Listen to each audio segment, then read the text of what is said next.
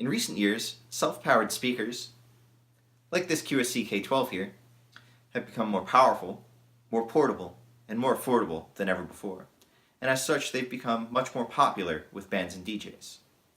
With models priced such that they're within reach of even hobbyist performers, it seems like the days of heavy power amplifier racks and passive speakers are really numbered. But with every silver lining, of course, comes a cloud. Compared to a traditional amp and cab setup, powered speakers require twice as many cables, because each speaker requires a cable for power and a cable for signal.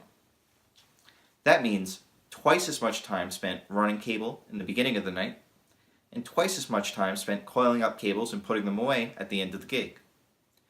The obvious solution to that, of course, is to bind the two cables together. How do you do that? Well, you can use tape. It's cheap, it's easy, but tape leaves sticky residue on the cables. You can use zip ties and zip tie the cables together, which eliminates the mess, but zip ties can have sharp ends that can snag and tear your clothes or even worse, your skin. And the heads of the zip ties kind of tangle together when you try to coil the cable up into a nice neat loop like these guys. So maybe that's not the best solution I've identified either.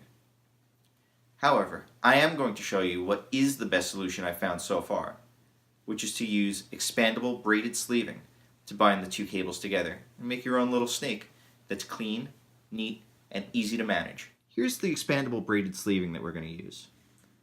As you can see, it's made of braided nylon, and if you push on the end of it, it acts like a Chinese finger trap. It opens up the opening as you compress it, and as you remove the compression, it condenses down into a smaller diameter. This is great for combining two pre-terminated cables with connectors on the ends already, like we're going to do. You can open the sleeving up, pass the connectors through that hole, and then once they're past the opening, it'll close back up. Let's go over what we're going to use to create this cable bundle. We're going to use, as discussed earlier, expandable sleeving. You're going to need an XLR cable and a power cable that works with your powered speaker, and make sure that these are both the same length, these cables. Now you're also going to want some zip ties. Make sure that they are long enough to go around both cables at once, some flush cutters for cutting the zip ties, and some scissors for cutting the braided tubing. You want to start this process with your speaker in the same orientation in which you plan to use it. In my case, I'm creating a snake for a speaker that's going to be pole mounted, so I have the speaker upright. Now that you have your speaker in the right position, look at the connection panel and connect your cables to the speaker as if you're going to use it. Now do not connect the other ends of the cables to anything. You don't need to turn the speaker on or connect signal to it, just this end of the cables. Next, take your zip ties, take one, and place it around both cables just before they reach the speaker. Now that your cables are tied together, you can remove them from the speaker. Next, we're going to take the expandable tubing and we're going to measure it to length and cut it to length. You want to make sure that it's a little bit shorter than the length of your cable.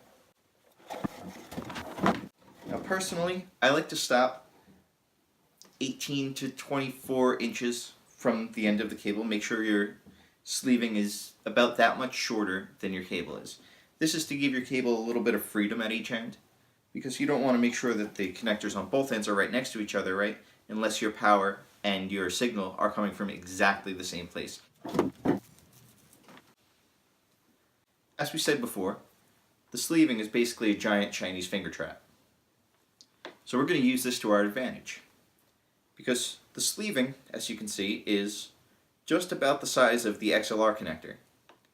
How are you going to fit the XLR and the power cable through this sleeving? Well, you're going to use the Chinese finger trap principle. You're going to push it to open it up. You're going to stick one connector in, and you're going to stick two connectors in, and you'll see that the sleeving opens up to permit the connectors to go through, and then closes around them after them. Now that you have the heads in there, you have to get the sleeving all the way over the cables. So you're going to do this. Have you ever seen a snake eat prey? It's kind of gross, especially if you're squeamish about that sort of thing. But you see the bulge in the snake travel along the length of the snake as the prey is ingested and digested. You're going to do the same thing here. You're going to push the sleeving up to open it up, allow the cable head to go through, the connector to go through, and then you're going to push the slack back down the other side.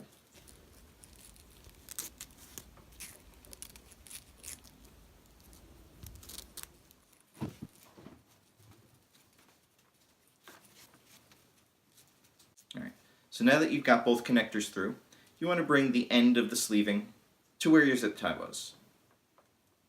Now, you want to take all the slack that's built up in the sleeving and making sure your cable's not kinked or tangled anywhere.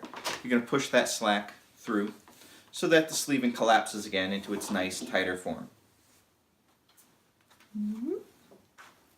Right. That looks nice and pretty. I'm sure you can't see all of it in the shot, but I promise it looks pretty. Now you're going to take another zip tie, and on the same end as you have the zip tie on the cables, you're going to zip tie around the outside of the snakeskin, which is a colloquial name for the expandable tubing, sleeving. You're going to put your zip tie around there, and you're going to crank it down. Not super tight, you don't want to crush the insulation of the cables. You're going to cut the end off of the zip tie, and you're also going to remove your original zip tie from the cable. Now, if you look closely at this, and we'll get a close-up shot, you'll see that the ends of this are all frayed. So in order to make it a little bit nicer, we're going to take the sleeving, and we're going to push it over itself and blouse it. So to blouse it, you're going to grab some of the sleeving slack, make some slack if you don't have any, because you want to push this slack back over the zip tie. Kind of like blousing pants if you've bloused pants all over boots. So that you have this nice, neat, fray-free finish on the end. Now, just like we did before, we're going to zip tie the new end that's folded over itself, bloused over itself. So you're going to take your zip tie, you're going to put it in between the end of the cable and the original zip tie, which you'll be able to feel in there.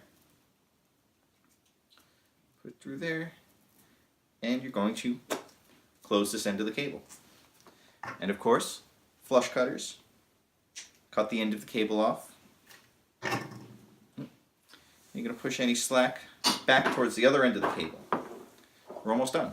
We're going to do just what we did before. We're going to zip tie the end and then blouse it over. Remember that you need a little bit of slack to do the blousing. So you want to pull this end back 2 or 3 inches. And that'll give you the slack that you need to blouse it over. Once again, you're going to take your zip tie, put it around your unfinished end of your sleeving. You're going to zip that up, cut off your end, and then you're going to push your slack from the other side, right? Because we want to make sure there's no slack left in the sleeving. You're going to push all your slack over the end of the cable. Push it back over itself, over the zip tie, and you have this nice bloused end. Once again, to keep the bloused end in place, we're going to zip tie it in place. Putting your zip tie between the bloused end, the bloused opening, and the original zip tie that you can still feel underneath there, holding the frayed ends in place. And once again, flush cutters, remove the excess zip tie, and now you're done. You now have a cable snake, a homemade, nice, clean, sharp edge-free cable snake for connecting your powered speaker. Now this trick is also great for any application where you have more than one cable running between the same 2 locations. For example, I play the guitar, and on my pedal board I might have my pedals that my signal is going through, so I need my guitar cable to leave the pedals and go back to my amp. My amp also has channel switching through a foot switch, and that cable also needs to go back to my amp. So in that case, I could take my pedal board's output cable and the amp foot switch's cable and bundle them together with some expandable tubing and run it back to my amp. For good measure, I could even throw in a power cable so I can power my pedal board from the same location as my amp. So I hope this has been helpful. If it has, please share it with somebody who you think would also benefit from it. If you have any questions, of course, as always, let me know in the comments. I'm happy to help. I'm happy to answer questions. Please enjoy, and happy cabling.